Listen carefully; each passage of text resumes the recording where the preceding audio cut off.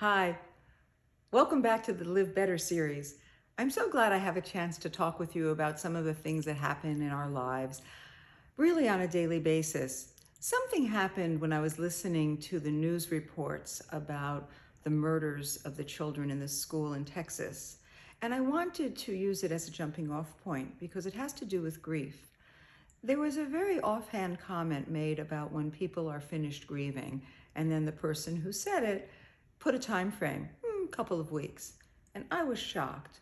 I'm sure that those of you who heard this comment were also shocked. When we grieve, it takes a lifetime because the sadness and the experience of grief is, first of all, different for all of us. And when we move from feeling to feeling, it's not even stage to stage. It's just when we move through grief, we really are experiencing that person's impact on our life in a different way. And sometimes when we go to a funeral, we are hearing words of celebration of that person's life and how they impacted us. And we hear it as we're crying.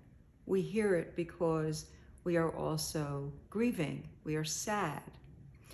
And in time, for many of us, if we go through the grief and the angst and the sorrow, somehow the joy of having the person in our life becomes much more prominent than the sadness all of the time.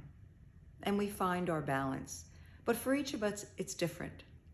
And my message today is to allow yourself to go through grief and don't have anyone else put a time frame on it or a time limit. And it could be grieving when your child is moving away, when your child is getting married, when someone dies, when someone's quite ill.